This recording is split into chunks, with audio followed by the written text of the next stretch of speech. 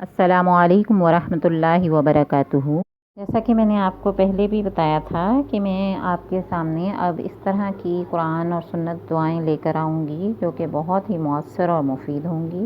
इससे पहले भी आपने देखा होगा मैंने जो दुआ अपलोड की है वो इंतहाई मौसर है, और आज जो मैं ज़िक्र आपके सामने अपलोड कर रही हूँ कुरान और हदीस की रूह से, तो ये इंतहाई मौसर है। इसके बहुत से फ़ायदे हैं और इसको जो है वीडियो को मुकम्मल सुनिए, देखिए गौर से आखिर तक, और फिर इस पर अमल कीजिए। अल्लाह पर पूरा भरोसा और कामिल यकीन के साथ नमाज पंजगाना का अहतमाम करते हुए इस ज़िक्र से अपनी ज़बान को तर रखिए और फिर इसके कमाल देखिए कि अल्लाह ताला ने इस्तग़फ़ार की बरकत से कितने आपके मसलों का हल जो है इसमें रखा हुआ है।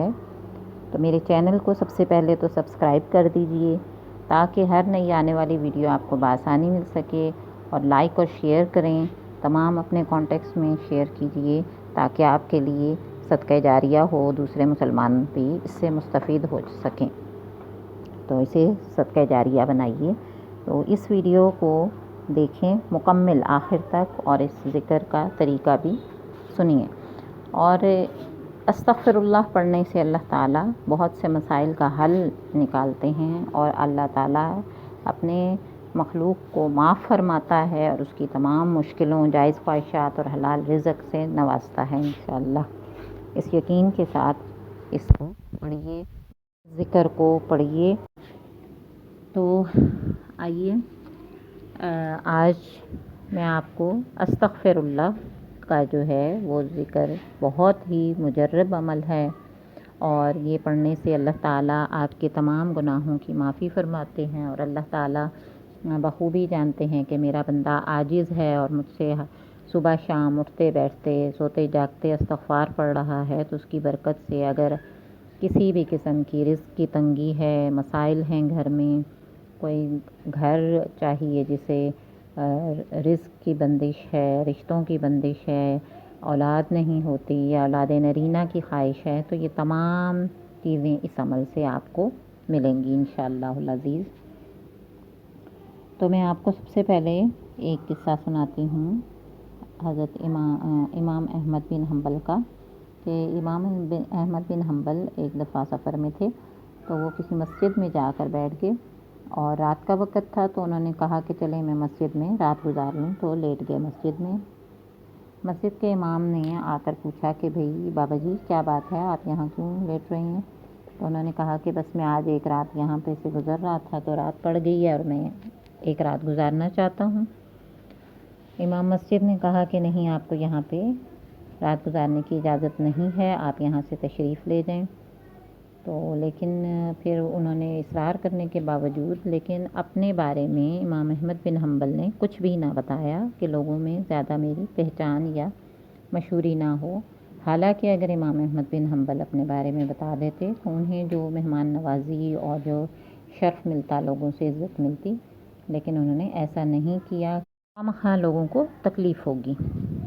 इमाम अहमद बिन हम्बल उठे और मस्जिद के बाहर जो है तशरीफ़ ले गए और वहाँ पे लेट गए। अब मस्जिद के इमाम ने आके जो है वहाँ से भी उन्हें उठने को कहा और कहा कि आप यहाँ भी नहीं सो सकते। तो फिर जब वो नहीं उठे तो वो उन्हें ज़बरदस्ती वहाँ से उठाकर कहा कि यहाँ से चले जाइए। इमाम अहमद बिन हम्बल नहीं उठ रहे थे, तो आपको उसने इमाम मस्जिद ने यूँ समझिए कि घसीट के वहाँ से जो है उठाया और दूध लेकर आया। तो वहाँ पे एक नान बाई की दुकान थी। नान बाई वाले ने देखा कि बुज़ुर्ग हैं, बूढ़े हैं, तो इन्हें चले मैं अपने घर में एक रात रख लेता हूँ। नान बाई वाले ने हज़रत इमाम अहमद बिन हम्बल को जो है वो अपने घर में एक रात गुजारने के लिए मेहमान नवाजी की पेशकश की। इमाम अहमद बिन हम्बल ने तब भी नहीं बताया कि मैं इमाम अहमद बिन हम्बल हूँ। फिर वो नान बाई के साथ चले गए और वहाँ उसके यहाँ रात गुजारने लगे। तो उन्होंने देखा कि ये शख्स जो है उसके पास रिज़्क़ की फरावानी है, हर चीज़ मैसर है, किसी चीज़ की कमी नहीं है। इमाम अहमद बिन हम्बल ने पूछा कि तुम ऐसा क्या करते हो जिसकी वजह से तुम्हें अल्लाह ने हर चीज़ से नवाजा है, और क्या तुम समझते हो कि कोई ऐसी चीज़ है जो कि अब तक तुम्हें ना मिली हो?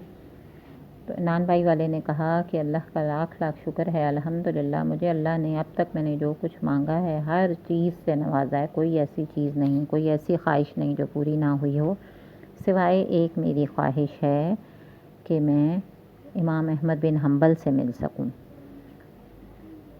امام احمد بن حنبل نے پوچھا کہ وہ ایسی کون سی چیز ہے جس کی وجہ سے تمہیں سب کچھ مل گیا؟ تو اس نے بتایا کہ میں اٹھتے بیٹھتے صبح و شام کا ہر کام کے دوران ہر چیز میں استغفر اللہ یعنی استغفار کا ورد کرتا رہتا ہوں، اور ہر نماز کے بعد استغفار کی ایک تسبیح لازمی کرتا ہوں۔ امام احمد بن حنبل نے اسے فرمایا کہ تمہاری وہ خواہش جو رہ گئی ہے وہ بھی اللہ نے پوری کر دی، ایسا نہیں ہے کہ وہ پوری نہیں ہوئی۔ میں امام احمد بن حنبل تمہارے ساتھ، تم میری مہمان نوازی کر رہے ہو، دیکھو اللہ نے تم پہ فضل کیا ہے۔ وہ اس قدر خوش ہوا اور اس نے کہا کہ واقعی اللہ تعالیٰ نے قرآن حکیم میں بھی یہ آیات اتاری ہیں کہ استغفار کی برکت سے ہر مشکل کا حل، ہر پریشانی، ہر چیز مل جاتی ہے، جو انسان چاہتا ہے، جو خواہش کرتا ہے، شرط ہے کہ وہ بالکل جائز اور حلال ہو، تو وہ اللہ تعالیٰ اسے، چاہے بارشوں کی قلت ہو، چاہے رزق میں کمی ہو، چاہے اولاد نرینہ نہ ہو رہی ہو، تو ان تمام مسائل کے حل کے لیے استغفار پڑھنا ضروری ہے۔ امام احمد بن حنبل وہاں سے چلے گئے اور انہوں نے بھی پھر ہر اس شخص کو جس کی ضرورت جو تھی پوری نہیں ہوتی تھی اسے یہی وظیفہ بتایا کہ اٹھتے بیٹھتے یہ ورد، یہ ذکر، وظیفہ نہیں، یہ ذکر ہے اللہ کا، اللہ کی تسبیح اور ذکر بیان کرتے رہا کرو۔ اللہ تعالیٰ سے جب انسان استغفار کرتا ہے تو عاجزی بیان کرتا ہے، اللہ اس کے گناہ معاف کر کے اس کے ہر کام میں فراوانی عطا کرتا ہے، ہر کام آسان کرتا ہے، اس کی ہر جائز اور حلال مراد کو پورا کرتا ہے، اور رزق وہاں سے عطا کرتا ہے جہاں سے اس کا گمان بھی نہیں ہوتا۔ اور اسی طرح سے اگر وہ قرض دار ہے تو بڑے سے بڑا پہاڑ جتنا قرض بھی ہو تو اللہ تعالیٰ غیب سے اس کی مدد فرماتا ہے۔ تو پھر یہ جو اذکار ہیں وہ کیا ہیں وہ آپ سن لیجئے کہ اذکار یہ ہیں کہ استغفر اللہ پڑھتے رہیے، یا پھر استغفر اللہ ربی من کل ذنب واتوب الیہ، استغفر اللہ ربی من کل ذنب واتوب الیہ، استغفر اللہ ربی من کل ذنب واتوب الیہ، کہ اے اللہ پاک میں بخشش طلب کرتا ہوں، توبہ کرتا ہوں، استغفار پڑھتا ہوں اپنے گناہوں سے، اور تو توبہ قبول فرمانے والا ہے، تو وہ معاف فرمانے والا ہے۔ استغفر اللہ کا مطلب یہی ہے کہ اللہ سے بخشش طلب کرنا۔ فرمان نبوی صلی اللہ علیہ وآلہ وسلم ہے کہ مشکلات سے نکلنے کا راستہ جو شخص پابندی سے استغفار کرتا رہے تو اللہ تعالیٰ کی ذات اس کے لیے ہر تنگی سے نکلنے کا راستہ بنا دیتی ہے انشاءاللہ۔ اور اسی طرح سے استغفار کے جو فضائل ہیں وہ بھی سن لیجئے۔ اس کی پہلی فضیلت یہ ہے کہ اللہ تعالیٰ سارے گناہ معاف فرما دیتے ہیں۔ جب گناہ معاف ہو گئے تو پھر اللہ تعالیٰ جو ہے وہ اپنا در کھول دیتا ہے، اس کی وسعتیں جو ہیں ہم پہ ظاہر ہونا شروع ہو جاتی ہیں۔ دوسری فضیلت جنت میں داخلہ نصیب ہوگا۔ تیسری فضیلت رحمتوں والی بارشیں برسیں گی۔ چوتھی فضیلت ہے مال اور دولت میں برکت ہوتی ہے۔ پانچویں فضیلت ہے اللہ تعالیٰ اولاد نرینہ عطا کرتے ہیں۔ چھٹی جو ہے جسمانی قوت حاصل ہوتی ہے، اگر کوئی کمزوری ہے جسم میں، لاغر پن ہے، طاقت نہیں ہے تو اللہ تعالیٰ جسمانی قوت حاصل ہو جاتی ہے۔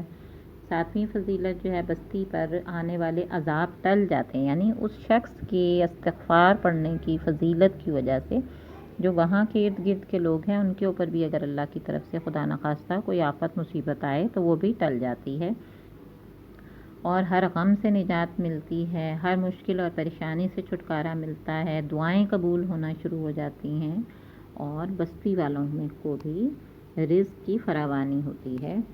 تو یہ تمام جو ہیں فضیلتیں ہیں استغفار کی۔ سورہ نوح کی 10 to 12 آیات میں بھی اللہ تعالیٰ نے استغفار کی برکت کے حوالے سے یہ جو آیات اتاری ہیں 10، 11، 12، ان میں بھی ہر اس چیز کا ذکر ہے، تو سن لیجئے۔ فَقُلْتُ اسْتَغْفِرُوا رَبَّكُمْ إِنَّهُ كَانَ غَفَّارًا، يرسل السماء عليكم مدرارا ويمددكم بأموال وبنين ويجعل لكم جنات ويجعل لكم أنهارا۔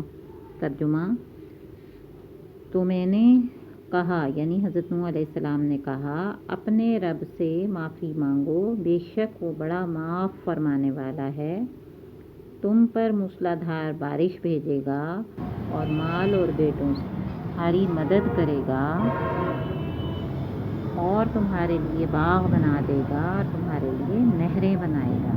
یعنی کہ اب استغفار کی برکت سے دیکھیں کہ یہ تمام رزق ہیں جو اللہ تعالیٰ نے فرمایا ہے قرآن پاک میں۔ اسی طرح سے جو شخص جس طرح سے آسانی کے ساتھ کر سکے تو کوئی بھی وظیفہ کریں، کوئی بھی ذکر اذکار کریں، کوئی بھی کلام الہی پڑھیں، سب سے پہلے اللہ پر توکل اور یقین کامل ہوگا۔ دوسری بات یہ کہ نماز کا اہتمام کریں اور نماز پنجگانہ پڑھیں، ہر فرض نماز کے بعد استغفر اللہ کی تسبیح پڑھیں، جو آپ آسانی سے پڑھ سکیں وہ پڑھیں، اور استغفر اللہ ربی من کل ذنب واتوب الیہ، استغفر اللہ استغفر اللہ استغفر اللہ یہ پڑھیے، اور ہر ٹائم اس ذکر سے اپنی زبان کو تر رکھیں۔ انشاءاللہ اللہ تعالیٰ آپ کی ہر کام میں آسانی فرمائے گا اور ہر چیز سے نوازے گا، اور دنیا میں بھی اور آخرت میں بھی کامیابی نصیب ہوگی انشاءاللہ العزیز۔ مجھے بھی اپنے دعاؤں میں یاد رکھیے، اور مزید اسلامک پوائنٹ سیکھنے کے لیے، اسلامک نالج حاصل کرنے کے لیے میرے چینل کو سبسکرائب بھی کیجیے، اور اگر مجھے جوائن کرنا ہے تجوید، تفسیر اور ورڈ ٹو ورڈ ترجمہ اور اسلامک نالج اور فقہ سیکھنے کے لیے مجھ سے رابطہ کیجیے۔ میرا یہ ایڈ چل رہا ہے، اس کو بھی تمام اپنے کانٹیکٹس میں شیئر کیجیے۔ جزاکم اللہ خیراً۔ السلام علیکم ورحمۃ اللہ وبرکاتہ۔